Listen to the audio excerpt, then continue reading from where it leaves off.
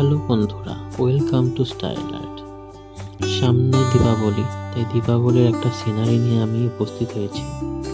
তো সিনারিটা হবে ভীম তার অন্যান্য বন্ধুদের সাথে। তো বন্ধুরা, ভিডিওটা স্কিপ না করে সম্পূর্ণ ভিডিওটা দেখতে থাকো, স্টেপ বাই স্টেপ। কিভাবে স্টেপ বাই স্টেপ ভীম এবং অন্যান্য চরিত্রগুলোকে আমি এই ভিডিওর মাধ্যমে তোমাদের ড্রয়িং করে দেখাবো। প্রথমে ভীমকে আঁকিয়ে নেব। ভীমের মাথাটা আঁকিয়ানো হয়ে গেলে তারপর সম্পূর্ণ বডি পার্টগুলো আঁকিয়ে নেব, হাত, পা এবং তার পোশাক আশাক সব কিছু।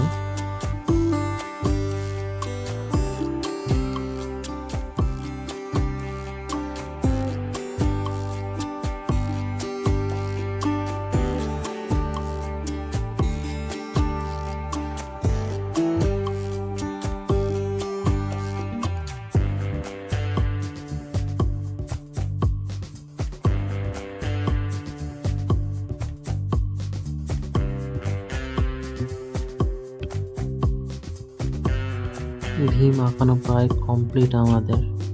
এরপর আমরা আঁকাবো ছুটকি চরিত্রে যে আছে তাকে। প্রথমে মাথা থেকে শুরু করব, তার চুলের ব্যানাটা করে নেব। তারপর ফেসের দিকে চোখ, মুখ, কান, নাক সমস্ত কিছু আঁকিয়ে নেব।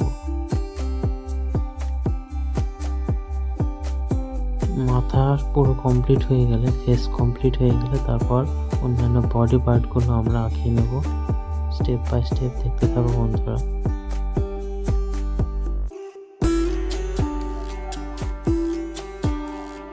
খুব সহজ পদ্ধতিতে আমি তোমাদেরকে এই ড্রয়িংগুলো দেখাচ্ছি। আর হ্যাঁ বন্ধুরা, আমার চ্যানেলে যদি নতুন হয়ে থাকো অবশ্যই চ্যানেলটিকে সাবস্ক্রাইব করে দিও। আর এই ভিডিওটা যদি তোমাদের অবশ্যই ভালো লেগে থাকে তাহলে একটা লাইক করে দিও আর কমেন্ট করে জানিও তোমাদের মতামত। কমেন্ট বক্সে লিখে অবশ্যই জানাবে। এর পরবর্তী যে চরিত্রটি আমরা আঁকছি সেটা হচ্ছে রাজকুমারী ইন্দুমতি। অনেকেই তোমরা জানো। প্রথমে ফেস রাজকুমারী ইন্দুমতির চোখ, কান, নাক, মুখ আঁকা হয়ে গেলে তারপর অন্যান্যদের মতো রাজকুমারী ইন্দুমতিরও অন্যান্য বডি পার্টস, হাত, পা, পোশাক আশাক সব কিছু আমরা করে নেব।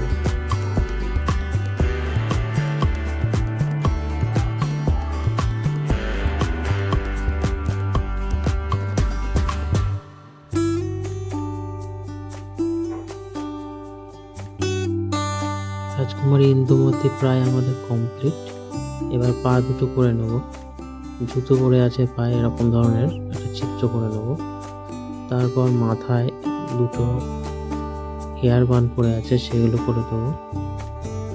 এরপর ঢোলু চরিত্রের একজনকে করে নেব। ঢোলুকে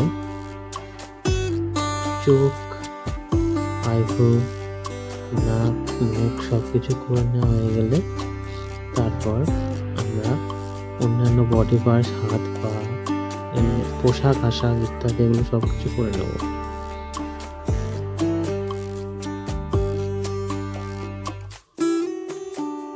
ভিডিওটি বন্ধুদের মধ্যে শেয়ার করে দেবে বন্ধুরা।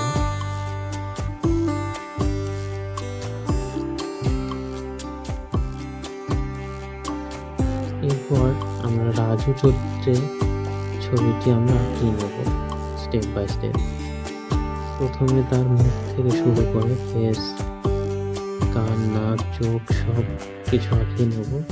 তারপর হাত, দুটো হাত, তারপর অন্যান্য বডি পার্টস পুরো মাথা থেকে পা পর্যন্ত আঁকিয়ে নেব। রাজুর হাতে একটি আতশবাজি আঁকিয়ে দিলে আমাদের রাজু চরিত্র কমপ্লিট হয়ে যাবে। এরপর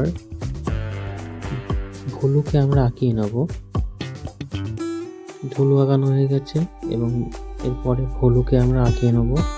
এটাই আমাদের লাস্ট চরিত্রের একজন। ভোলুকে মাথা থেকে শুরু করে, টুপি থেকে শুরু করে সমস্ত কিছু আমরা আঁকিয়ে নেব, চোখ, কান, নাক, মুখ। তারপর ওগুলো হয়ে গেলে জামা থেকে, প্যান্ট থেকে শুরু করে পোশাক সম্পূর্ণ কমপ্লিট করে দেবো। তারপর পা, পায়ের জুতো, তারপর দুটো হাত, সব কিছুই আমরা এঁকে কমপ্লিট করে দেবো।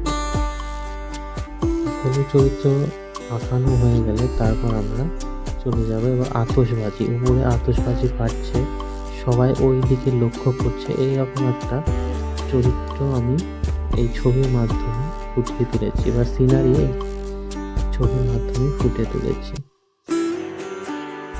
3-4টে আতশবাজি উপরে ফাটছে, সেই রকম কিছু সিন আঁকিয়ে দেব। এইগুলো হয়ে গেলে আমরা লাস্ট 3-4টে প্রদীপ, দীপাবলিতে যে প্রদীপ জ্বালানো হয়, সেই প্রদীপ আমরা আঁকিয়ে দেবো নিচের দিকে। সো বন্ধুরা, আমাদের সিনারি, দীপাবলির সিনারি আমাদের কমপ্লিট হয়ে গেছে। আবার দেখা হবে কোনো নেক্সট ভিডিওতে। ততদিন ভালো থেকো, সুস্থ